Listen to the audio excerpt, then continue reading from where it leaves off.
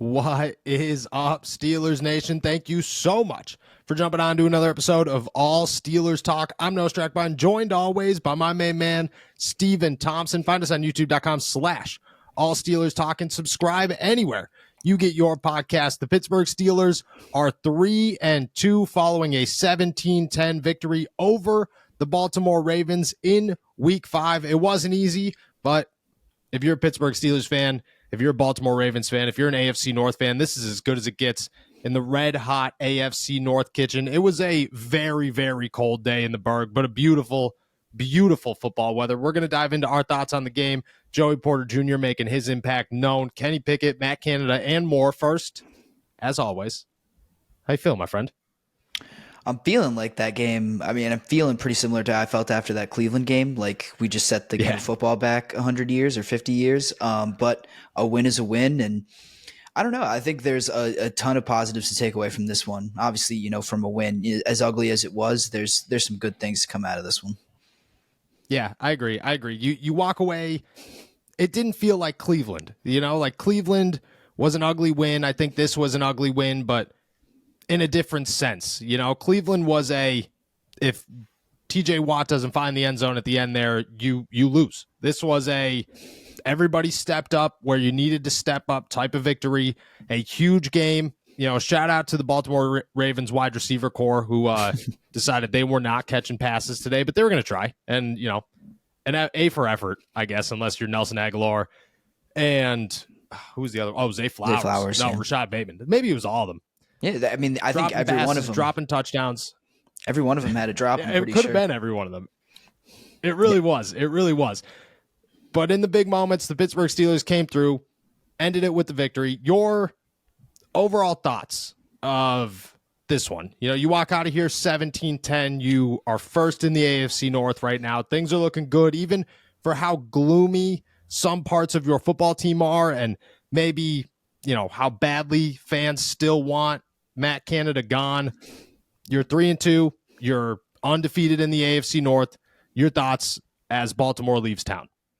Well, I think about who the two big stars, or I guess you could talk really about the three big stars of this game and who they were. To me, they were Joey Porter, Kenny Pickett, and then George Pickens as well. That's three real young guys that, you know, obviously everyone, I think, on the Steelers started. I mean, maybe not the defense, but, you know, Joey Porter, the only defensive guy, came into the game in the second half and really was a starter then.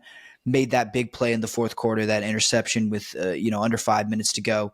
Pickett and Pickens are on that last drive right after he gets that interception. Those guys come up big on that last play. I think the biggest thing I take away from this is how these guys are growing up, you know, how these young guys are growing up. I think when we entered the season, there was a sense of urgency about, oh, this team needs to perform now. This Super Bowl window is open, you know, need to make playoffs now. But I think I kind of was able to take a step back and take a little bit of a longer view of this and say, the Steelers have young guys who make a ton of mistakes, and they are not perfect by any means, but they are young and they are making big plays in big moments. And that is something that is much harder to teach than, I think, the little things. And I think once these little things come together and once these guys find some more consistency in quarters 1 through 3, you know, you don't have to teach them how to show up and stand up in the fourth quarter in big moments, in big games. So I think that's the most encouraging thing that I think I can take away from this one.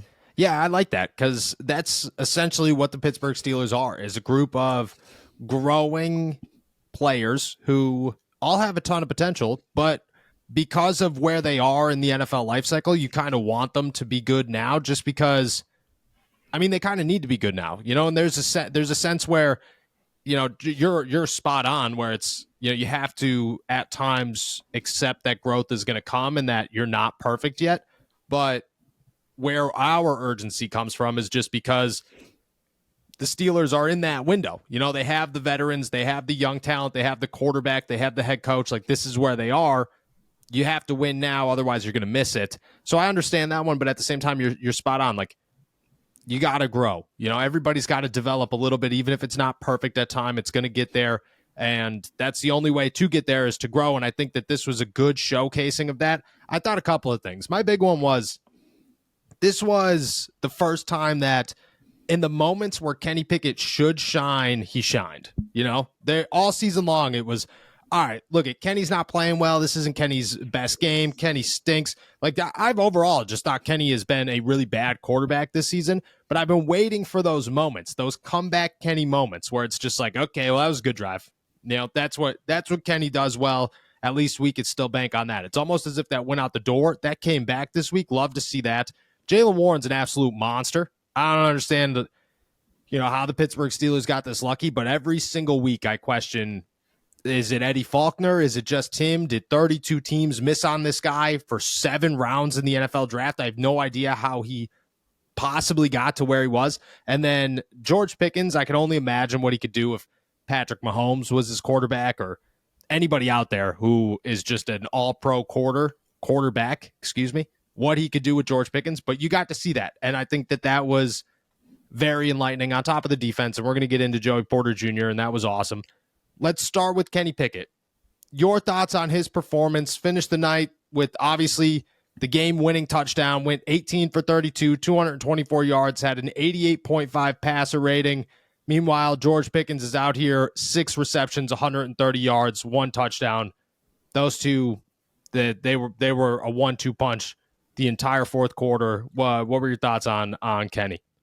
Yeah, so obviously a slow start, but you looked up at the end of the game, and that stat line did not, I think, reflect what I felt watching him the entire game. I didn't. It looked pretty respectable, and it felt like for most of that game, like, oh man, Kenny is really not playing his best right now. But I think the thing that you hit on a little bit and that I appreciated a lot was the ability to find the playmakers and not force feed them, but make sure that they got their touches. That's Jaylen Warren and Kenny Pickett. Those were, his 2 best playmakers, and he made sure to find them.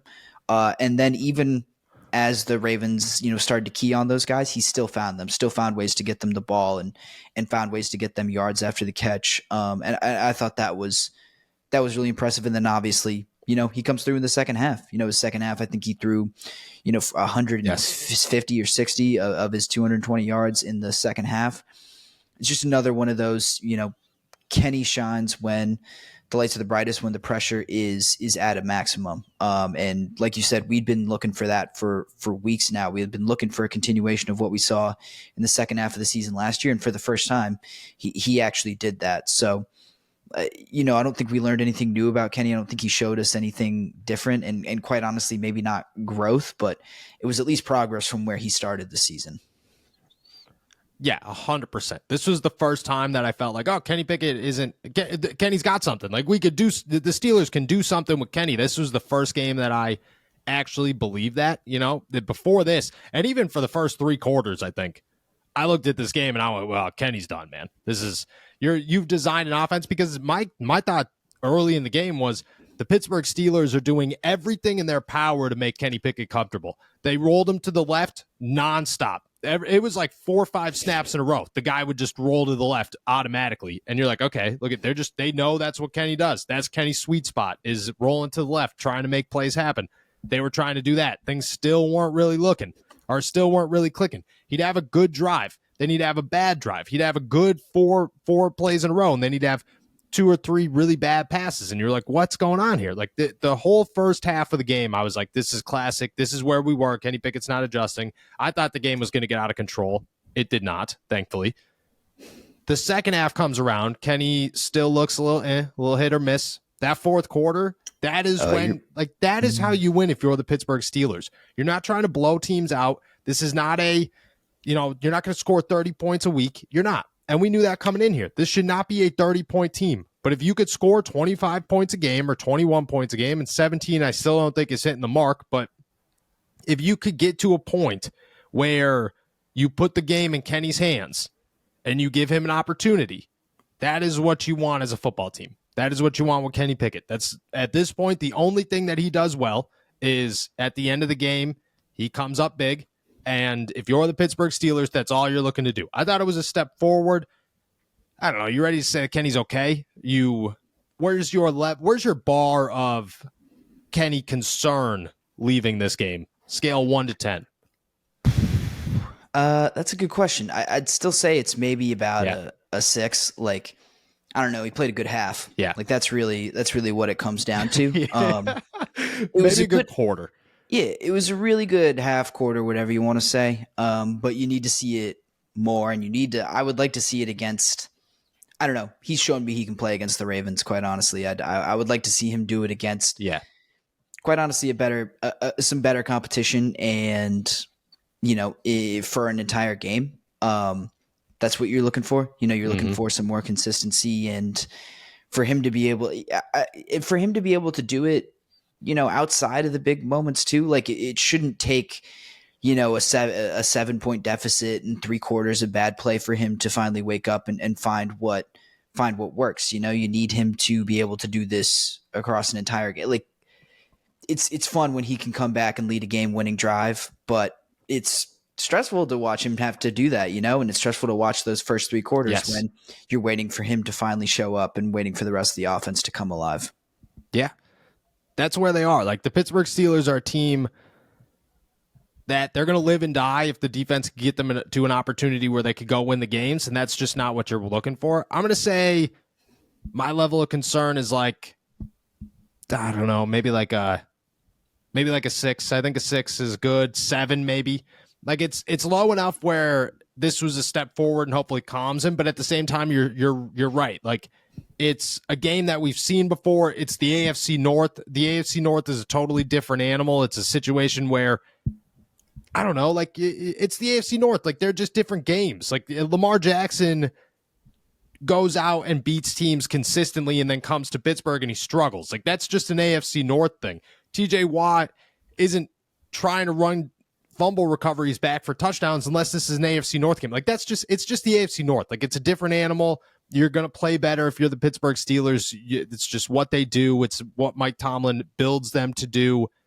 I'm still going to say it's a 6-7, not totally convinced in him, not feeling real good about him, to be honest with you. Like outside of that last drive, I don't think Kenny did anything today or during the game that I looked at and said, okay, look at Kenny's back. This is it. I thought it was a good step forward. I thought it was the perfect way to go into the bye week and be able to focus on football instead of whether or not I'm going to lose my job or I should lose my job. Or, I mean, the first half of this game, I was in my notes, I was like, okay, Steelers might have a Zach Wilson, Mac Jones type problem with Kenny Pickett. That was my notes in the first half.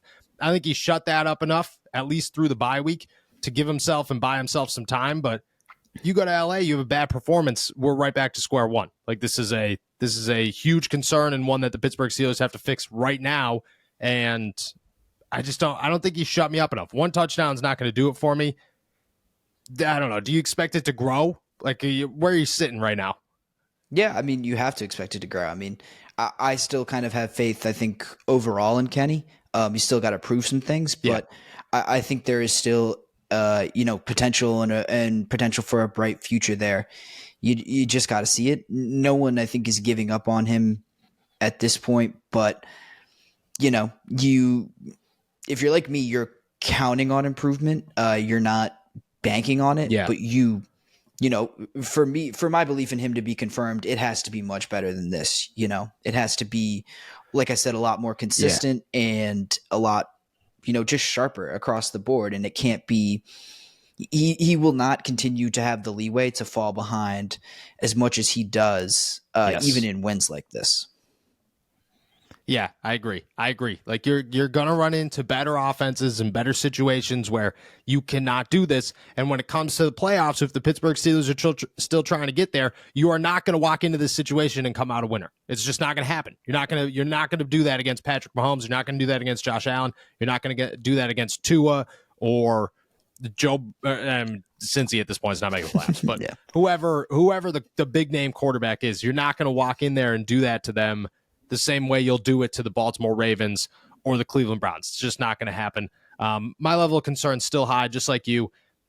I don't know. We'll see what happens. The other big question, heading into the game, morning of the game, Ian Rappaport puts out a report that the Pittsburgh Steelers are about ready to put Matt Canada on the hot seat. And at this point, I don't even know what to believe when people say that. I don't even know if that's a real thing in Pittsburgh, if you could even be on the hot seat if you're a member of the Pittsburgh Steelers coaching staff. I don't know how bad you have to get. I don't know if it's a 3-year waiting list. Couldn't tell you. But when Rappaport says something, you have to believe it more than others. It's not just some random person on the radio saying it or whoever. It's Ian Rappaport. There's two guys that you could trust in most things. He is one of them. Adam Schefter's the other. He says that if they don't start to ramp it up, Matt Canada will be on the hot seat. The Pittsburgh Steelers walk away winners, but they only score one touchdown in this game. Is it enough? Or is Matt Canada on the hot seat? Or did he do enough and he's fine and everything's good and they'll go through the bye week and on to LA with no issues?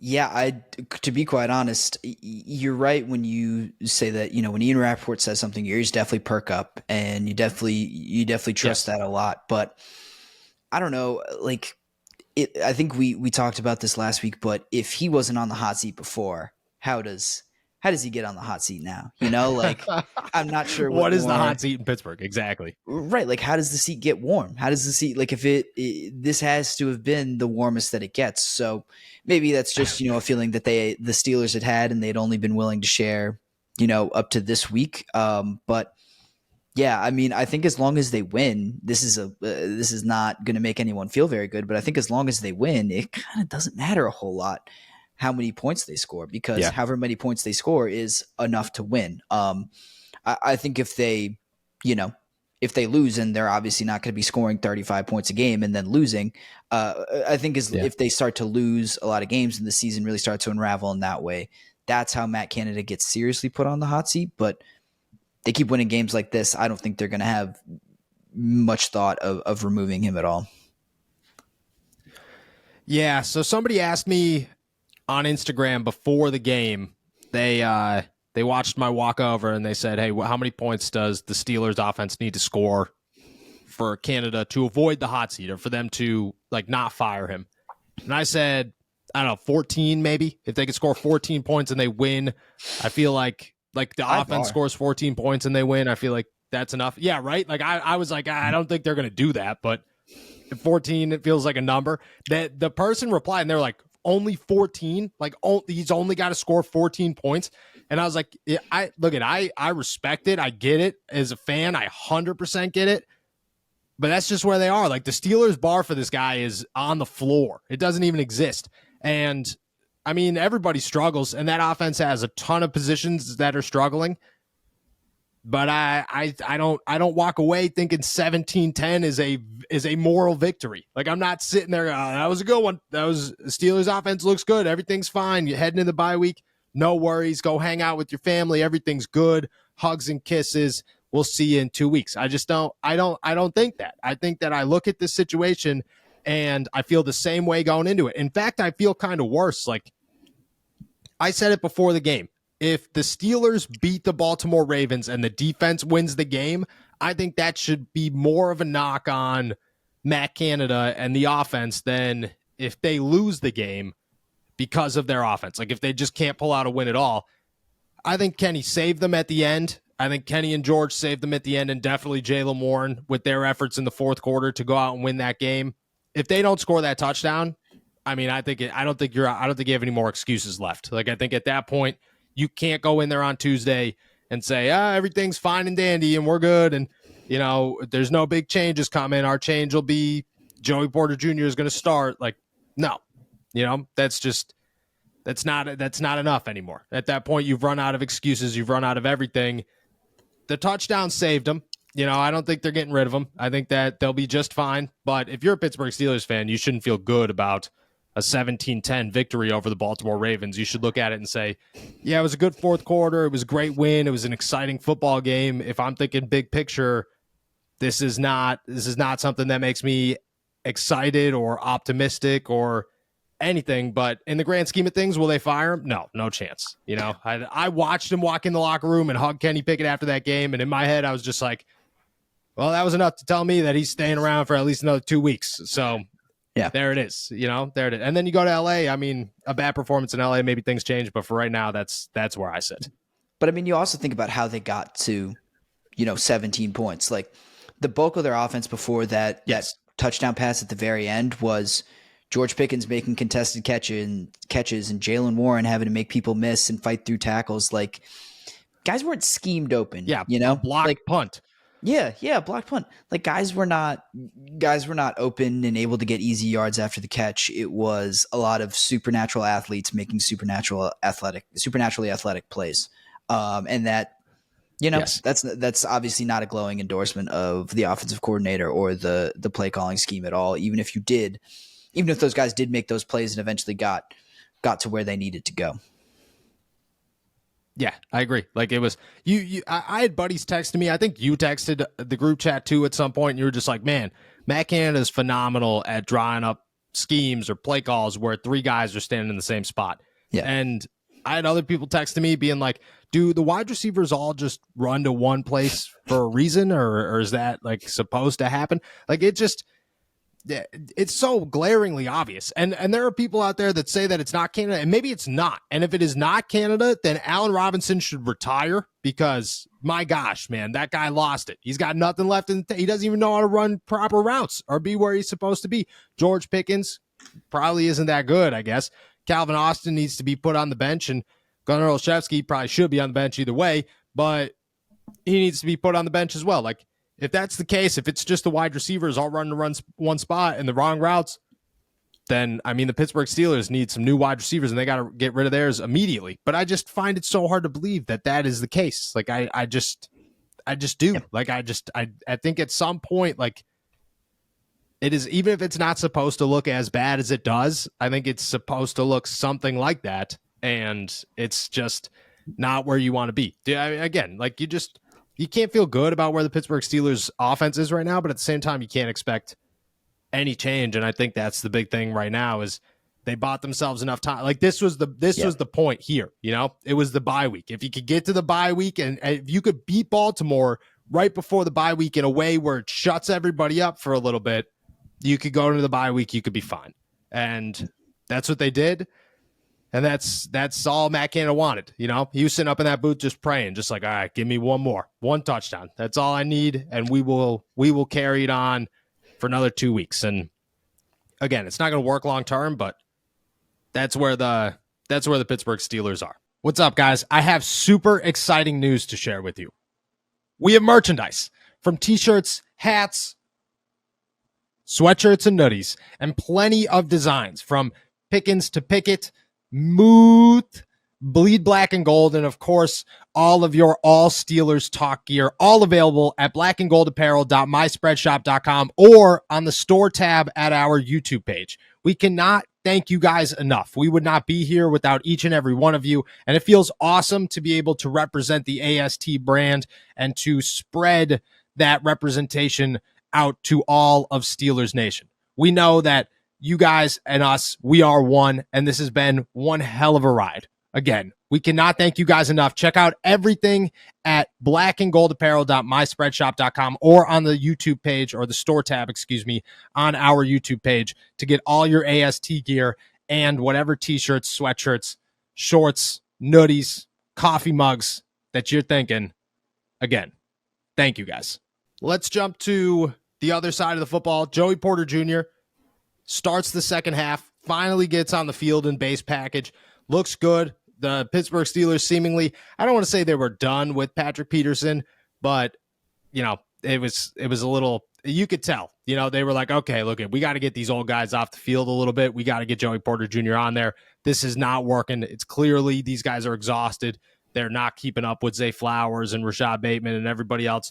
Joey Porter Jr. comes on the field in a clutch moment, a little bit over 4 minutes left. He picks off Lamar Jackson in the end zone on a play that, you think about that drive. If you look at it in just like the narrowest of windows, it's a great play. You look at the grand scheme of things, the Pittsburgh Steelers just turned the ball over on a punt because Gunnar Olszewski, who has touched the ball, this is a remarkable stat. Shout out to Chris Adamski of Trib Live.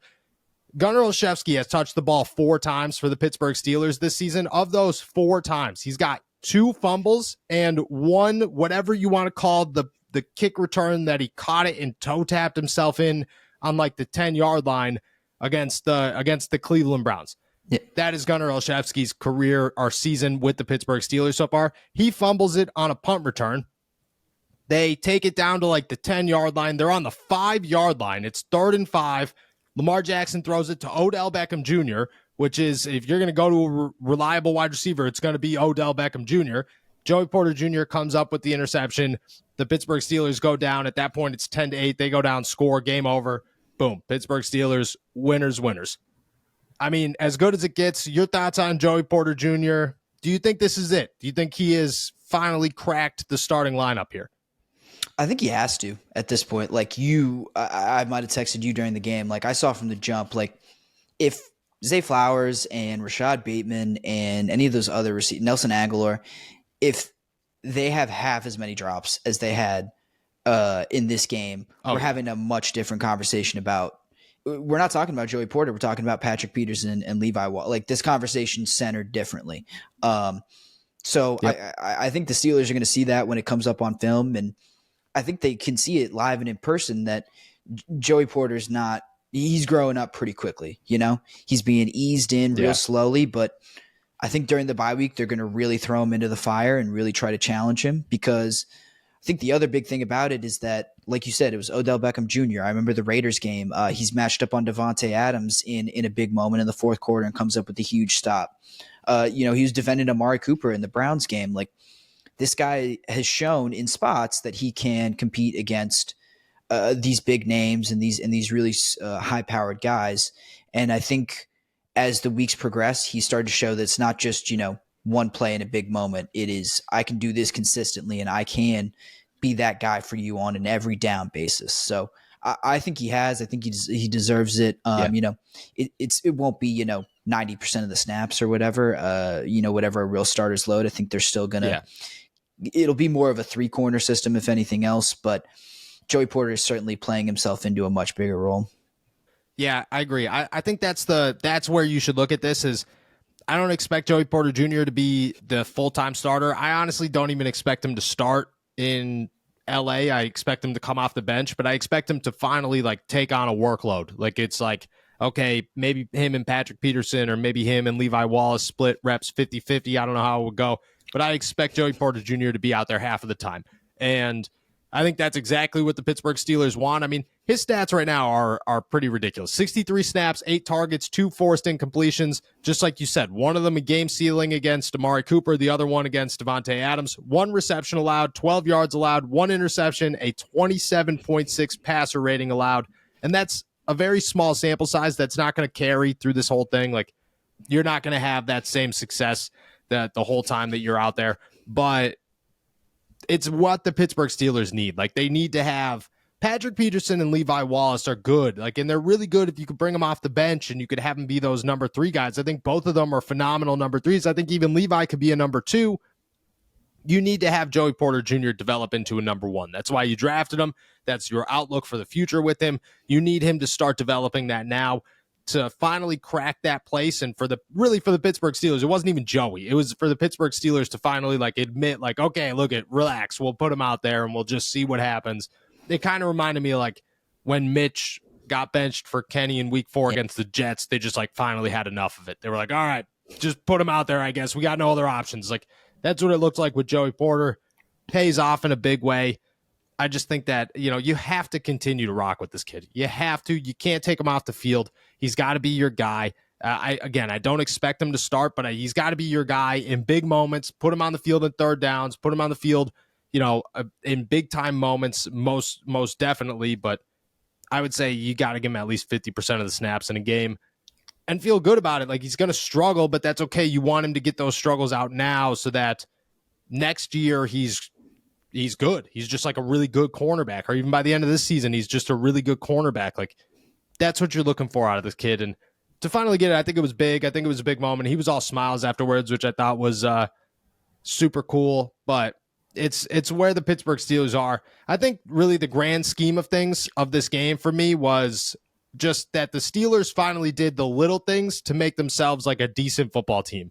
They finally gave in to the Joey Porter Jr. nonsense and realized that they're the only ones that couldn't see that kid should be on the football field.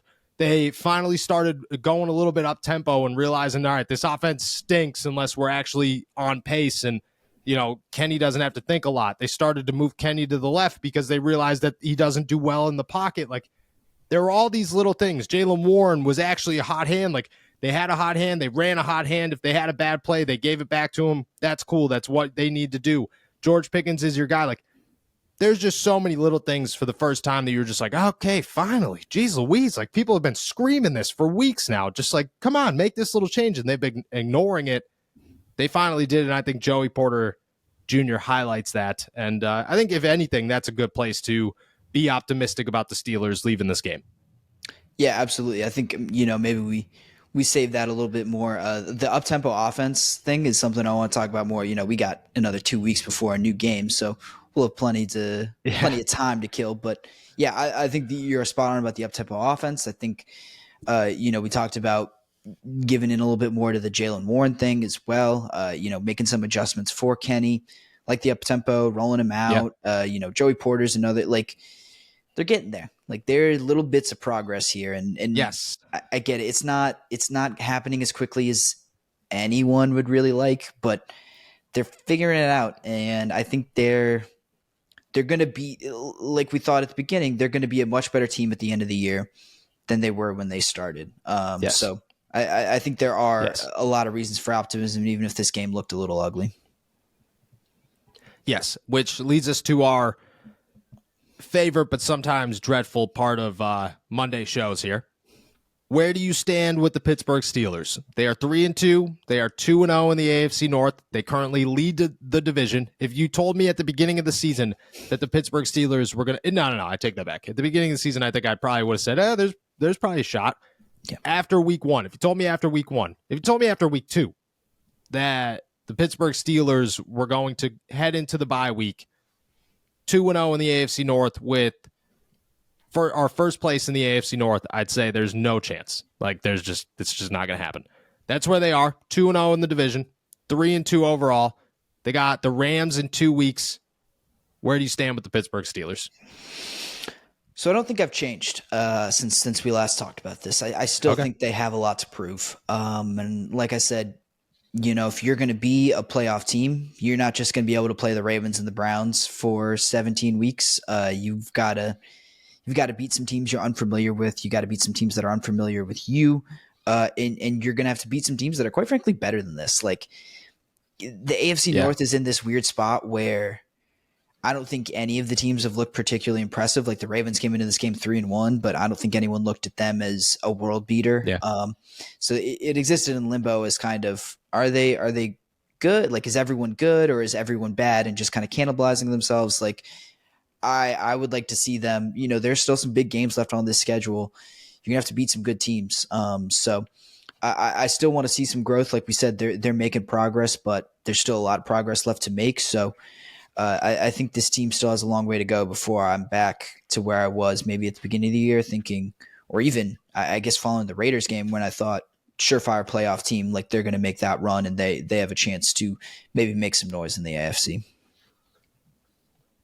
Yeah, I think I agree. I think this is the beginning of me starting to feel more optimistic about the Pittsburgh Steelers, but at the same time, I need a wider sample size because, like I said, the Baltimore Ravens are the AFC North. It's just a different game. It's a different energy. It's a different atmosphere. It's most times a different result. You go to LA and you have the same performance against LA and you walk out of there with a 17-10 victory, and I'm starting to think, maybe you could do this every once in a while. Maybe this could happen. And I'm not saying you're going to go win the Super Bowl. I'm not even going to say you're going to win a playoff game. But you might get to where you want to go, and that is the postseason. And maybe that's okay. I think I sit with you right now. I think right now they are a playoff team by default. By the fact that I don't have any faith in the Cleveland Browns. The Baltimore Ravens, I think they could sweep Baltimore. Like I would never guess that, but I think that's a possibility just because that's just who the Pittsburgh Steelers are, and that's just what they do. They just beat these teams. I think if you beat Baltimore again at the end of the season, or you go to Baltimore at the end of the season with an opportunity to make the playoffs, I would probably guess you're going to win that game. I just think by default, they can make the postseason. They can win the division. It's not the best place to be, but you walk in there with 10 wins and you went 3-1 in the AFC North, or not 3-1. I guess it would be 5-1 against the AFC North. Like that's pretty good. Like that's not a bad place to be. I will say that what I mean by this is the beginning of like a ramped up optimism is this was the first time that they left, and there was a part of me that went, okay, like this is last season again. Like they're going to start doing this. They're going to start winning these late games. They're going to start overcoming this nonsense. Kenny's going to start doing this at the end of games. It's going to be just enough to squeak by week after week after week after week and make it real dramatic and make game stories a total bitch for you. But that's what they're going to start doing. And I'm not ready to say that yet, but I had the feeling as I walked out of Acrisure Stadium today going, this could be the beginning. This could be the beginning. So maybe. Yeah, and let's not forget that they're not fully healthy, like not even remotely close. True, very true. Like getting Freiermuth and Deontay Johnson and eventually Cam Hayward back, like those will be huge additions. True. And I know they didn't look great with those guys in the lineup anyway, but let's not count out some progress in that front too, that they could just get a natural boost from getting some starters and some really good players back. Yeah, I agree. You get, Broderick Jones I thought looked pretty good, but you get Pat back, that's huge. You know, you get Kenny fully healthy, that's huge. You get TJ fully healthy, Alex fully healthy, all huge. You get Cam Hayward back, Deontay Johnson back. I think Deontay's the biggest one. You get Deontay Johnson back, what this offense could be, and just having that safety blanket could be such a game changer for Kenny Pickett and really everybody else on top of what George is already doing. I just think it could be like the momentum could swing so heavily in your favor from there out. You're true. You're not wrong. You're definitely not wrong. All right. With that, the Pittsburgh Steelers are 3-2, 2-0 in the AFC North. We feel all right. We're heading out of here. Thank you guys so much for jumping on to another episode of All Steelers Talk. Make sure to subscribe to us on YouTube, youtube.com/All Steelers Talk. Find us anywhere you get your podcasts and check out all of our work at allsteelers.com and all of our Pitt coverage. New quarterback out there for the Panthers and a new tight end out there for the Panthers. Don't forget that. Learn all about it at InsideThePanthers.com. We will be back on Wednesday. Enjoy another beautiful day in the Berg. Peace.